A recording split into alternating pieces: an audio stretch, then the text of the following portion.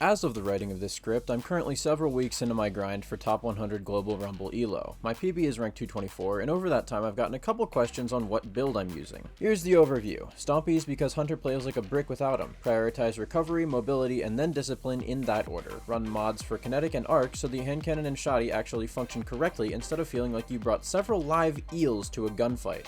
I'm running an arc shoddy specifically for proccing amplified whenever I get a double kill. I'm using the Strider subclass because seasonal mods like electric armor and lightning strikes twice favor arc right now. My aspects are Tempest Strike for more flexibility in shoddy fights, and Flow State for more survivability when amplified. Fragments are volts, momentum, feedback, and recharge, all of which I will explain in enough detail later to make the average TikToker literally die. The super I end up using is pretty up in the air, hinges a lot on your stats, and is also significantly dependent on how good you are with each of them specifically. For the most part though, if your matches are often longer than 5 minutes, or you can get a minimum of 7 intellect, run staff. Otherwise, Storm is the play because you'll get it earlier, and if used well, it functions as a very effective middle finger for whatever you happen to want dead at that particular moment. I run pulse nades for cleanups and area denial, disorienting blow for more advantageous CQC, as well as easy access to amplified, and marksman dodge because it recharges faster. Now for a more detailed breakdown of the Stompies playstyle post-nerf.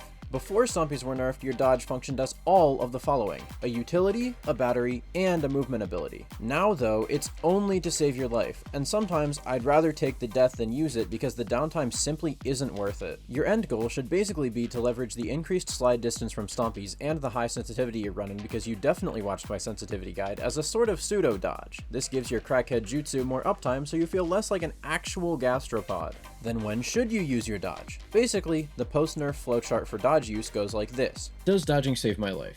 If no, don't dodge. If yes, the question then becomes, how will my next engagement go? If it's bad, don't dodge. If it's good, your question is now, is it a faster kill than respawning? If no, don't dodge. If yes, now you can finally dodge. Don't sweat it if you do accidentally waste your dodge though, because it's pretty much a Twitch, no not that Twitch, reaction thing. And oftentimes it's easy to misjudge chaotic ass situations where it feels like 7 entire opposing men are all collectively breathing down your back. After all, the speedy dodge cooldown has such a high priority specifically to minimize the amount of time you spend feeling like the average Destiny player does after 3 seconds of cardio. Now for the fragment breakdown. If Spark of Volts allows you to get 100 mobility and at least 70 but preferably 100 recovery, run it. Otherwise, spec as much recovery as possible and put Spark of Focus there instead to supplement your dodge cooldown. Mobility gives you the advantage by increasing your strafe speed, but recovery wins the fight by keeping you alive, therefore the latter has higher priority. To be completely honest, if I could find a girl as dedicated to me as I am to the recovery stat, I'd wife her on the spot. Wait, fuck, I'm still recording!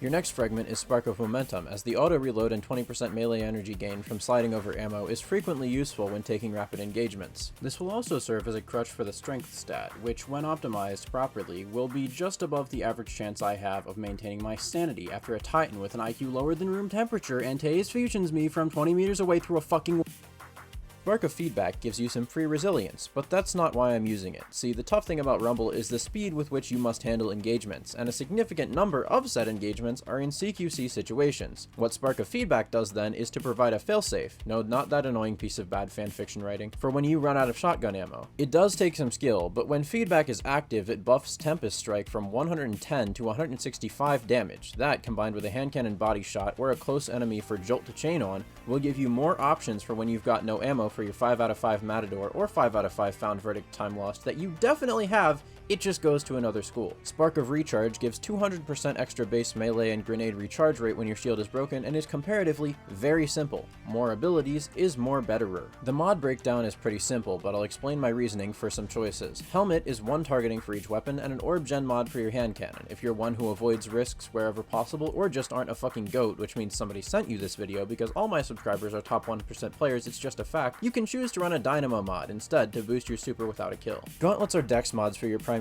and special, in this case kinetic and arc. If you favor primary gameplay like myself, run a reload mod for your hand cannon, but if you're more ability focused, I'd suggest a grenade kickstart mod here instead. As a side note here, dex mods are extremely inconsistent right now and randomly turn off because Bungie's coding is perfect, so if you feel like your shotgun drew too slowly for some reason, that's why. Chest piece is double unflinching for your primary and one for your shoddy, though shotguns taking flinch at all is one of the most brain-dead skull emoji times 7 head-ass mechanics that has ever been coded. We've got to play around it however, so run the shoddy unflinching and thank me later. Boots are home to my 3 favorite mods of all time. Holster, which reloads so quickly I can count the amount of times I've manually reloaded my shotgun in the past week on 2 fingers, as well as recuperation and better already, which provide damn near instant full health on an orb pickup. The class item is home to utility kickstart, bomber, distribution, and reaper, which are probably some of the best mods in the game. You get to pick 3 of those 4 though, so have fun deciding which of these incredibly good mods to leave out of your build. Always run reaper though, because the orb will help you out of the rough spot using your dodge puts you in. Now for the super discussion. Staff is awesome. So awesome in fact, that I've pretty much been using it on and off since year 1 of Destiny 2.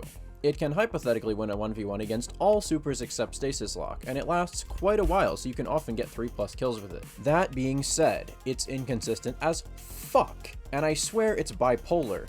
Some days, it maps people from 8+ meters and seems damn near invincible the way it spits on Thundercrash Titans. However, as soon as you have to face a guy with even a mildly high ping, this thing is all, you know, if you were a worm I would love you, and I'm not picky, let's just go wherever you want, just not there or there or there. If that's alright with you, or you're skilled enough with staff to get around those issues, you should definitely run it.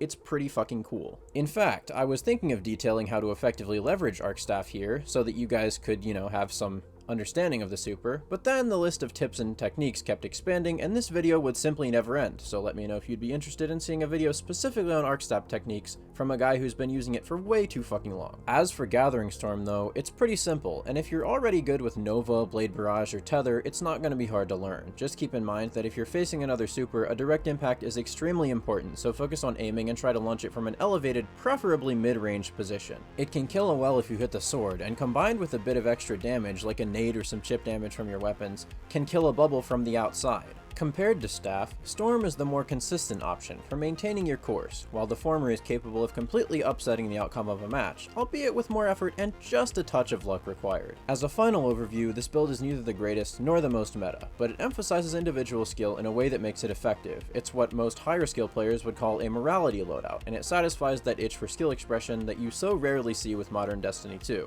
If your goal isn't to win, but instead to improve as a player and express mastery, it's definitely one I'd recommend you try. Now, to clear something up from my last video. I'm currently top 100 if you click on all platforms on Destiny Tracker, and that's the number I went off of from my top 500 video. However, for some reason that list doesn't include Steam players, and I didn't know that at the time of my top 500 video. So, get fucking clickbaited, nerds. That being said, I am only going to make a top 100 video if I can hit true top 100, including Steam. So, for those of you wondering where that video is, there's your answer. It's going to be insanely difficult, because I'm like 35th on Xbox, 83rd on console overall, but only like 224th when you include Steam. I'm still down to keep grinding though, so if/when I hit that goal, you'll know it.